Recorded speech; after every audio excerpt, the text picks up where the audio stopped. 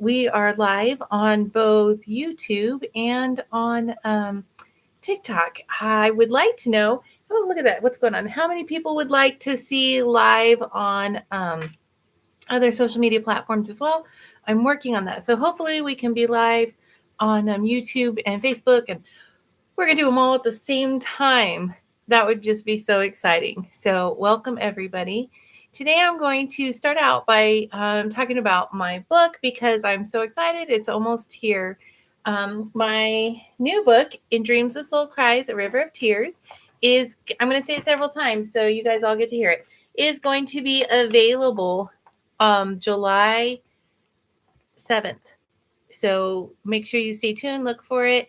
It's coming out. This is my personal journey through the dark night of the soul.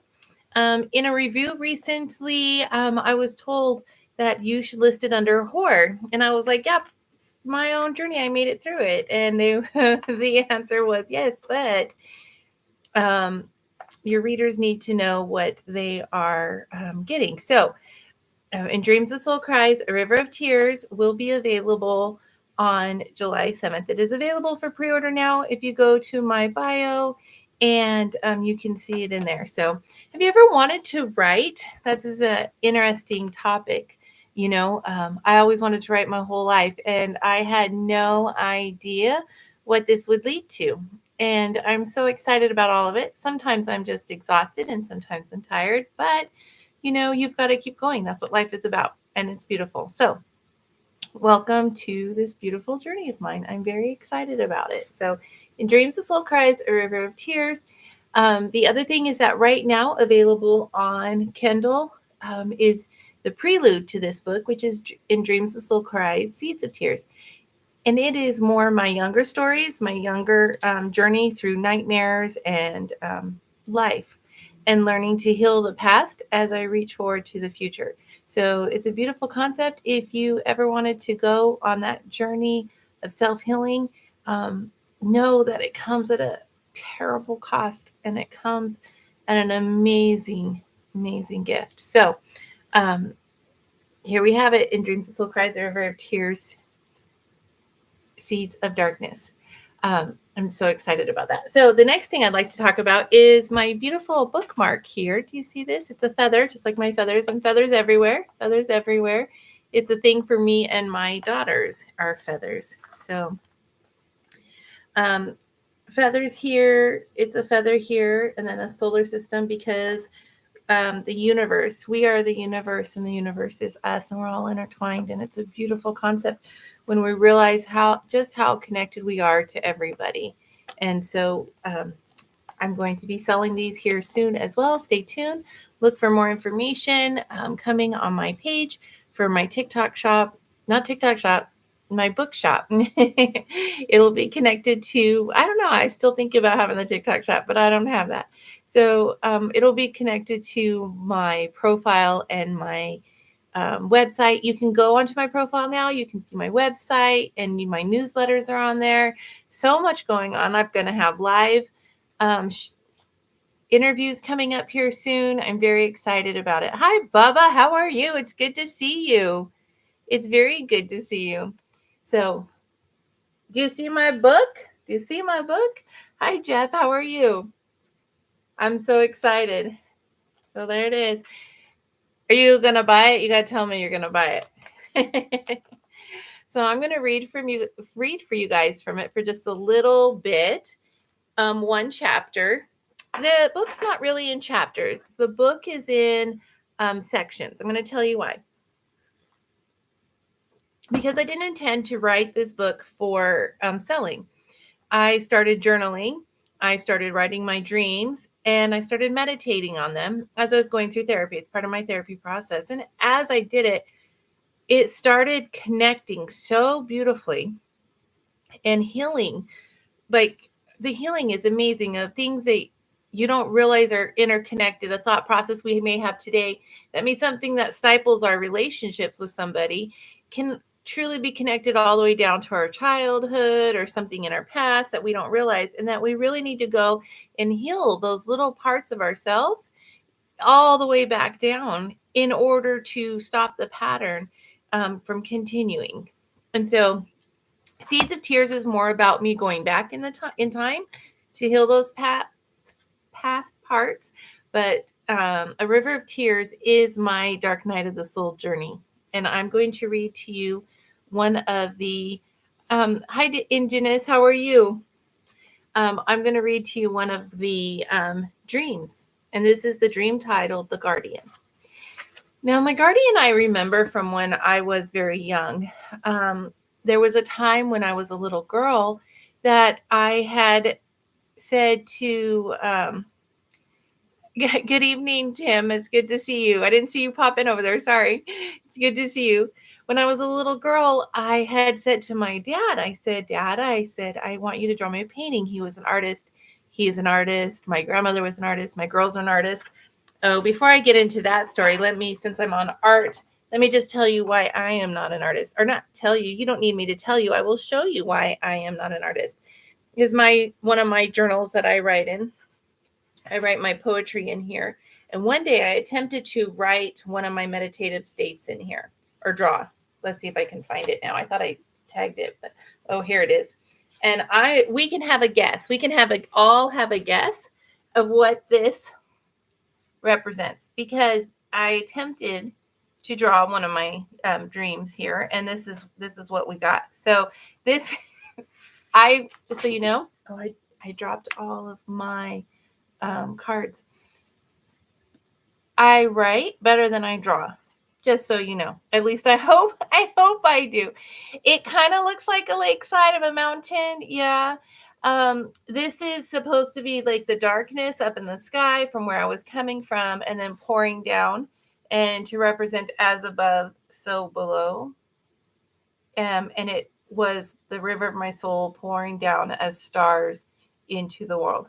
And so yeah, that's what that is. I know it's such good art. My kids tell me, Mom, stop, you're gonna scare people. So anyway, so I'm gonna read to you guys one of my dreams now.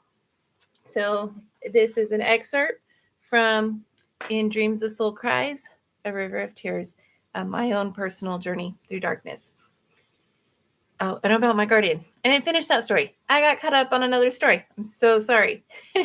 So I had told my dad when I was a little girl about my guardian, because I had dreamed my guardian, and I had told him, I said, can you paint me a picture? And he was like, well, it depends. What's the picture you want me to paint you? And I said, it's me, and I'm standing facing the woods, and there's like a huge monster or beast or something there, standing there looking at me, but I'm not afraid of it because I think he's my friend.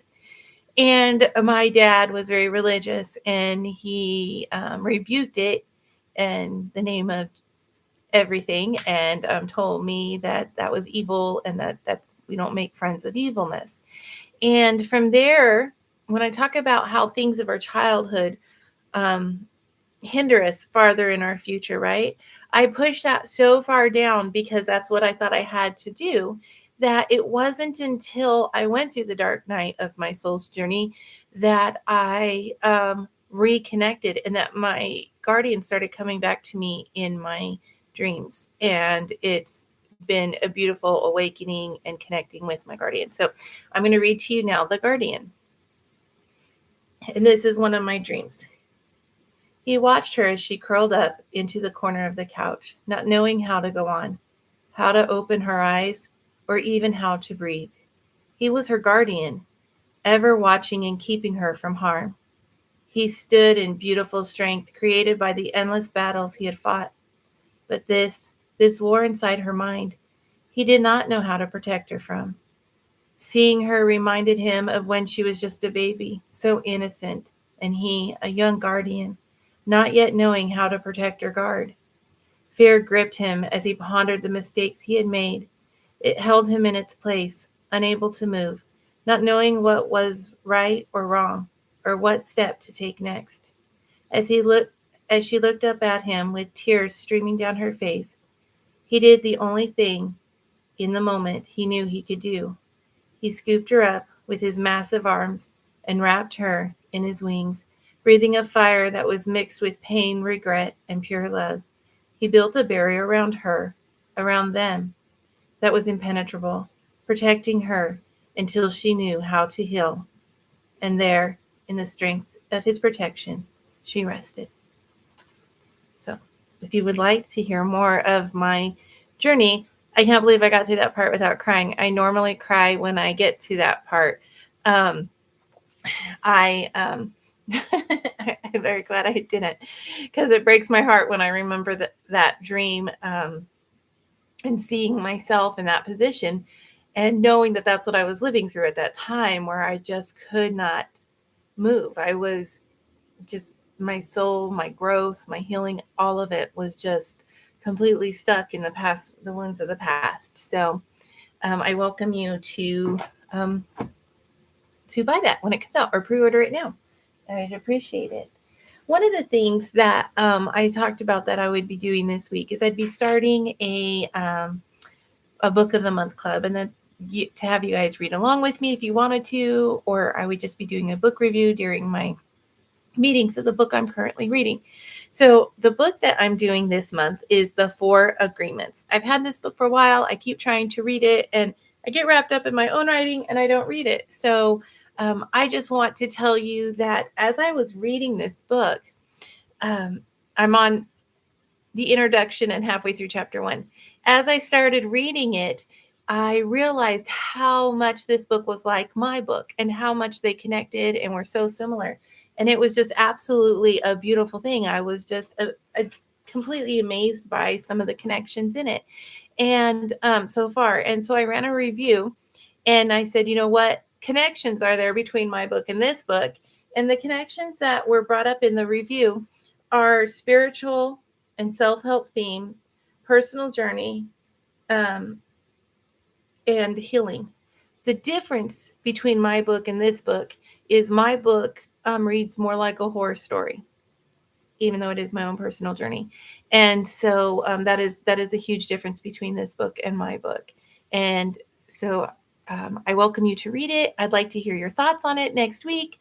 When we meet again, we meet every Thursday at 5:30.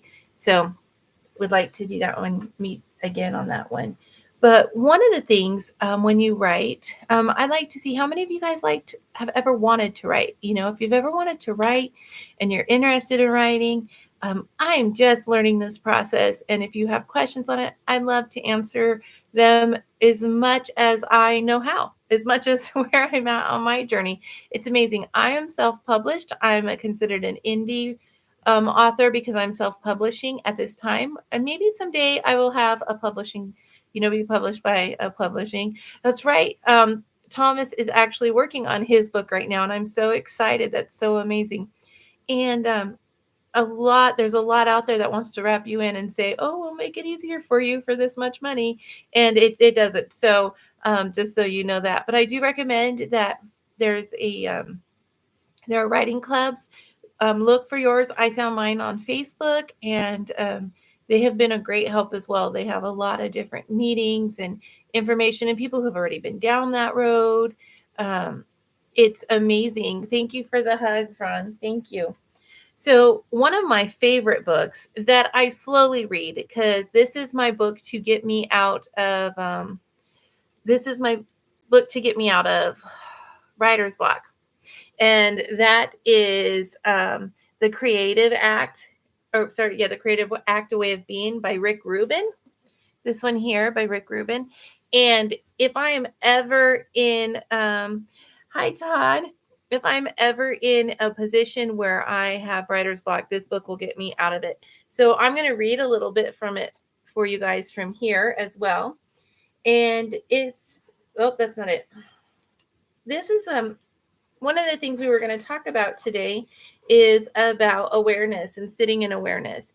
And I'm getting there, I promise. I'm taking the long way around. I have not read Rich Man, Poor Man, but I have thought about it. I think it's in my collection. So, well, guess what, Ron? My book can be the first one you've read in a long time. So right now, this book is called The Unseen, and it's talking about our words and the power they hold, or the magic they hold, and the creativity that our words hold. And when we can say something, how we say something, we can skim across the surface of an emotion when we say it, or we can dive deep into the waters of the emotion when we say it. We can steer emotions into a positive direction. We can steer emotions into anger just by how we say certain things. And it's so powerful to realize that, especially as a writer. It's powerful to realize that. So when you don't realize it as a writer, when you don't believe that there's consciousness and spirit in your words when you create, then you are missing half the beauty and half the joy of writing. And when you don't believe in it, you're missing half the beauty and joy in hearing a story as well. When you've going on an emotional journey with somebody else and you don't connect with them, the whole joy of me writing is knowing that my readers can connect with me. And in order to do that, I have to believe in consciousness. And I have to work towards that when I'm telling the stories that I've lived, to understand that I want to bring healing in my words.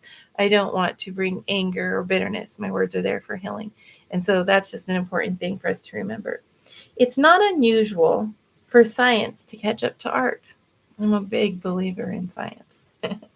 Eventually. Nor is it unusual for art to catch up to the spiritual. And I just think it's so beautiful and so mind-blowing. Last week, I took the day off. I was not feeling good. I was not feeling it. I was in a slump. Needed some mental health. And there's this concept of spoons. I don't know if you've heard it, but that we wake up with so many spoons every day. And the spoons are going to represent energy, right? We have so much energy. And thank you, Truck Ran. Thank you. And that, say today when I woke up, I had 10 spoons, and I woke up with 10 spoons of energy. Except for that, I knew I had 20 spoons worth of energy of tasks I needed to accomplish today. The stress alone of feeling that tension cost me a spoon. Now I'm down 9 spoons. And as I start trying to do them and I start stressing of it and I start doing the tasks, I run out of spoons. So until you learn to regenerate spoons during your day, and doing that by self-love and self-healing, are we able to make it through a day, make it through our difficult days, and actually get tasks done. Also, one of the things is to realize that we don't have to accomplish everything we have set up for that day. What we need to do is we need to set our mind into the beautiful strength of every day, knowing that the tasks we get done are the tasks that were meant to get done that day. And so that's a beautiful gift. And so last Thursday, what I did is I went and gardened. And that's one of the ways I add spoons, right? I collect spoons while I garden. It just fills my cup. It gives me spoons. I absolutely love it. But one of the things that I hadn't done that I've been wanting to do is called chaos gardening. And chaos gardening is supposed to be a stress reliever, right? Whereas gardening often, we're planting exactly right. We're making sure the right plants are next to the right things, and we're in straight lines, and we keep them very organized. And it's still a nice process, but it is, very organized and clean, and you got pretty rows and pretty mounds and pretty dips. Chaos gardening is where you take something, maybe extra seeds that you don't intend to plant. You think maybe that they are done, or you take bird seed or wild bird seed or even beans or something from right that you would eat out of your pantry that's done. Hi, Harley. It's good to see you. And you just toss them. You toss them, and you're not planning on getting anything from this garden other than the beauty that it's going to give you. But what you're cultivating in a chaos garden is a gift to nature. You're giving back to nature. You're giving this beautiful gift of yourself and your time, and it's giving back to you your spoons or your energy, right? And so I tilled the ground with my porch pick. What? Pitchfork. Don't mind my dyslexic moments. I have an editor to catch them when I write. I don't even know what I said now. That was crazy. Anyway, so I tilled the ground and I put new soil in it, and I tilled it again. Hi, Tex, it's good to see you. Tilled it again, and then I took my seed and I just flung it everywhere. And then took another bag of soil and I raked it out on top of it all smooth. And then it's a porch pick forever now, right? It's a porch pick. And then I watered it down really good. I didn't quite do the chaos like you're supposed to. I had it all nice and smooth and it looked so pretty and clean. And I was like, it's going to be perfect. I even put a little cement, little brick circle in the center of it to put potatoes, sweet potatoes that were in my pantry that had already started growing on their own because I hadn't gotten to them. So I put the sweet potatoes in there. I have a lot of rabbits and squirrels and stuff. So this garden is really a gift for them. One good thing about container gardening or chaos gardening is if you do it away from your garden and then you put barriers up around your garden and different things to keep the wildlife away, you're still giving to the wildlife, and then you're drawing their attention away from your garden. So it has a lot of benefits to chaos gardening. Well, the next day I went out there and there was these mounds under the soil, all under the soil, like tunnels looking, just all, and I had it all smooth. And I was like, well, there goes my nice smooth surface. And I guess since it's a gift to nature and to animals, then it makes sense, right? That I've got creatures in there living, probably rabbits or something, who knows? And so I just kept watering it and I left it. I decided it was a chaos garden. I'm going to leave it as chaos as it wants to be. Well, the mounds kept growing and kept getting bigger and bigger and bigger. And I learned something about chaos gardening is that when you chaos garden and your seeds get all clustered together, they all grow up out of the earth together. So when I took my bags and kind of just strewned them around, that's the word I'm sure, strewned them around, then they left like trails, right? Even though I kind of raked them out to smooth them out. And the mounds are actually the beautiful growth of the plants. And you don't normally see that when you planted, every 6 inches apart, one little seed or 3 little seeds, every 6 inches apart. You don't see the seeds, the plants just bursting up from the ground. And that is what my garden is doing right now. It is amazing. It's just bursting open and plants, just huge bushes of plants are just coming out. And I thought, I'm so glad I did this. And it just reminded me so much of sitting in awareness, right? Because when we try to control everything and we try to have perfection and we don't just let things be, then we miss the beauty in that. And I would have missed this because it's been absolutely beautiful to just watch and think about it as, so often I say like karma gardening, right? What we plant is what grows. And I planted chaos and chaos is growing and it's beautiful. And it's just amazing. I'm going to post pictures of it soon. So stay looking out for those because I'm just like blown away of how it's just bursting out. And so often when we take our time, I'm not saying taking our time is wrong, and I'm not saying there's not a time and place for it, but when we take our time and plant, we see little growth here and there and along the way where we planted. But when we allow chaos to take over and we just go head first in and we all in and we jump in and we're like, you know what? I'm going to do this. I'm going to let this growth take place. Then it just can't contain itself and it just is going to burst through us. The growth that we have within us will just burst through us. And it's absolutely beautiful. It just may look like chaos to other people. Other people might look at it and be like, what is wrong with your garden? Like, what's wrong with your life right now? It's just chaos. And if we can sit in awareness, we can sit in that chaos and be like, yeah, it is. Isn't it absolutely beautiful? It's absolutely beautiful chaos. Isn't it just gorgeous? And like awareness is sitting in that moment and seeing the beauty of it and letting it be. And so today, that's my challenge to you guys this week to you guys is to sit in this beauty of just the chaos of life and let it be. Look for the beauty in it. Sit in awareness and say, okay, this feels like chaos right now. Something's getting to erupt from all of it. What is going on?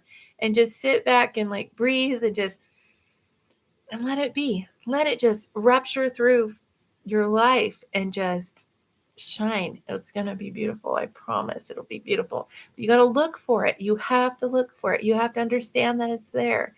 I think sometimes we might not have to look for it. Sometimes we just have to let go of what we thought it should be, and then it'll show itself to us. And that's just a beautiful gift of chaos gardening. Oh, that would be. That would be amazing. I like that. I like that, Nurse Thomas. That's very neat. So another thing I wanted to tell you is not all my reading is spiritual reading. I get stuck in it. I really do, because I really enjoy the spiritual reading. I enjoy the spiritual reading. I enjoy learning about different spiritual aspects of spirituality. Today I was watching a podcast about our words and how so many people don't realize the power that their words hold. And so in listening to this podcast, it was like, whether you want to call it a spell, or whether you want to call it a prayer, or whether you want to call it incantation, or whether you want to call it a TED Talk, right? Our words hold power. And it's so important that we remember that as we go about our day and everything that we do. You know what, Todd, that's neat that you used to work in a nursery. I was not able to keep a plant alive my entire life. And I was told, oh, you just don't have a green thumb. That's all there is to it, And I realized that it had so much to do with my spiritual energy, because now when I garden, things just grow and it just ruptures, and it's just amazing to me that things even grow. And I know that it's because my energy is different. I couldn't grow anything before. Everything just was like, nope, we're done with you, out we go. And so I am doing I don't watch a lot of TV because I get all like, I feel like I'm wasting my time. But there is a very women empowering movie I've been wanting to watch that I watched recently. And I say, watch it, but read the ratings first. Make sure that it's something that you want to watch, because the ratings are there for a reason. And that is Poor Things. And if you have a chance to read Poor Things, it was well done. Very well done. A lot of I want to say the word would be satire in it. But it was so well done at pointing out a lot about curiosity, being the curiosity of life, and the constructs that society puts on us to tell us what is okay and isn't okay, right? Instead of just purely enjoying the beauty of life, right? Thomas, it was so good. So one of the other things that I'm doing for pleasure is I'm reading a book for fun. And if any of you are following me on YouTube, which I hope you do, or on Facebook or on Instagram or any of them, please follow me on all of them. I follow a podcast called SOR, which is Spaced Out Radio. If you don't follow Spaced Out Radio, I highly recommend that you do. Spaced Out Radio is a beautiful show. Dave, the guy who runs the show, and then Rob also, they interview experiencers. So people who have experienced paranormal, spiritual encounters, the unexplainable, people who have experienced stepping into consciousness, all of it. And they interview them in just a safe space, because so often the social constructs tell us this is how things are, this is how things should be, because this is all science can explain, right? But science just hasn't caught up. We just read that, right? Science hasn't caught up to art yet, and the art still is catching up to the spiritual, and it's so beautiful. So one of the ladies I met through that show, which I met through Tim, which I'm very grateful of, is D.A. Waisong, and this is her book, Soul Catchers. And I just started it like 2 days ago. And I'm really enjoying it. So if you do pick up this book and you do decide to read it, tag me in it, message me in it, let me know what you think. So I'm very excited about that. She actually has a lot of books, and her covers all look very not Tom Hardy. I like Tom Hardy. He's pretty funny. Hardy Boys. I knew the Hardy was right. They seem very Hardy Boy themed, right? So I'm excited. Oh well, thank you, Trek. Thank you. So this is my free time what I'm doing. So if you have questions about it, or you want to ask me, where I'm going on it, I welcome those. So those are the couple things that I'm doing right now.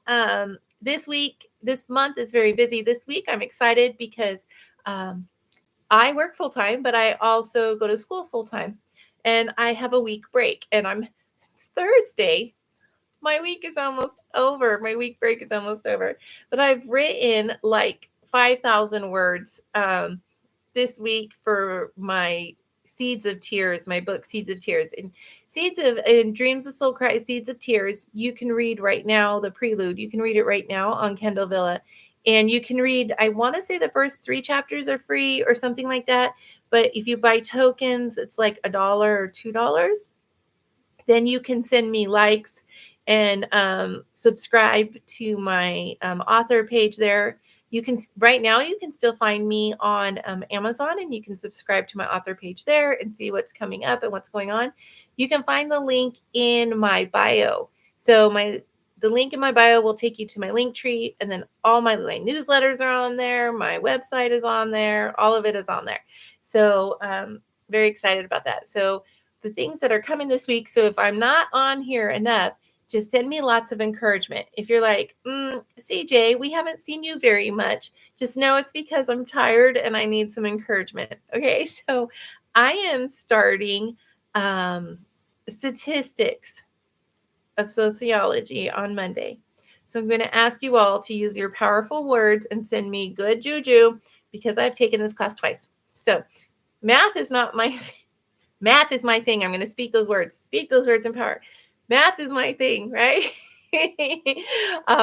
And so that starts for 8 weeks. So I'm going to be going into that for 8 weeks as I finish up my prelude, and I get ready to send that to print. And as my first book, River of Tears, in Dreams of Soul Cries, A River of Tears, launches on July 7th. And I'm going to start doing book tours for that.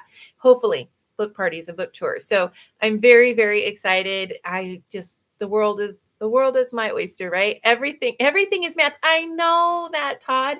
And I saw a video the other day on the spirituality of numbers and how important different numbers are, and the feminine energy of numbers and the masculine energy of numbers. And the more I got into it, I was like, okay, if I can think of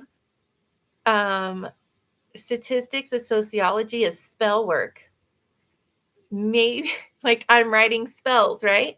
And maybe I will, I will understand it.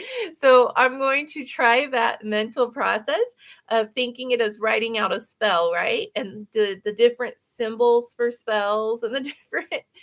But I think it will work. I'm going to cross my fingers, and I'm sure this is going to work, right? That I'm going to start seeing statistics for sociology as spell work. But I am 2 classes away from my bachelor's, and then I launch into my master's program. So I'm very excited. And there's just so much to come. The world is so amazing. Just dive in, and don't let anything stop you. So often I hear people say that they just can't, or they just don't have the energy, or they just won't, or I don't know. I don't know what it is that stops us. Maybe what stops us at the moment is we're in a time of rest. And if we need to be in a time of rest, we'll stay in that time of rest and rest, knowing that it ends. Everything has a season. The moons have a season. The world has a season. It all has a season. Right now, we are headed into the new moon, which means darkness, right? We're heading into darkness. And yesterday was World Arborist Day. No, it was not. It was World, I want to say Hug a Tree Day. It was some sort of Hug a Tree Day. And so yesterday was a day about nature and beauty. But as we go into the new moon, it's a great time if you do garden to see it as a cleaning time. Your soul too, cleansing. We're cleansing, we're cleansing, we're cleansing. We're cultivating the ground, we're weeding, we're getting all of that ready so that as we go into the full moon, we've cleared the way for the growth that the new moon is going to bring as it pulls the water from the earth and pulls it up through the plants and up into the sky and pulls the beautiful energy up. And it's a beautiful cycle. And that cycle, we're mostly water. So I'm dehydrated most of the time. I'm we're supposed to be mostly water when we're drinking enough water. So I want to propose a question before we go. It looks like it's going to be a little bit of a short one today, but I do want to propose a question, and that's the lack of motivation never lasts, right? There are good things to do that help us come out of it. One is to actually rest and to give yourself permission to rest, because often I struggle with when I'm feeling at that time where I need to rest. Yesterday, my air wasn't working. It was 104 degrees here. I was just fans everywhere and it wasn't cooling me off. And I had so much I wanted to do and I could not physically do it. And I was like, you know what? Today is a day of rest, and giving yourself permission to rest on a day of rest instead of letting the guilt of the tasks that you know are there needing to be done. You see it as putting on your oxygen mask or taking your vitamins or drinking your water so that you have the energy to do what you need to do at the time you need to do it. So giving yourself permission to rest when you rest, so that you take the negative cycle and the power of your words again, change the power of your words. And then you just take that next step, whatever it is, whatever it may need to be, you take that next step. Maybe you need to make yourself some peach tea lemonade, or maybe you need to cook yourself a good steak or burger or something. I don't know. Right now I have chicken wings in the oven, and so I need to puck out pie. I need to make sure I don't burn those because that'll be a bummer. So I do need water right now, but this is not water and it's not tea either. My question got off track again. My question to you guys is this: if you could do one thing today, tomorrow, next week, soon, if you could do one thing soon to start prepping or to start getting ready to have a homestead, what would it be? What would be the one thing you would do?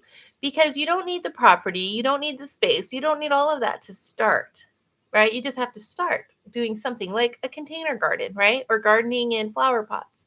You can start somewhere. So if you were to start soon, where would you start? What would be the one thing you would do?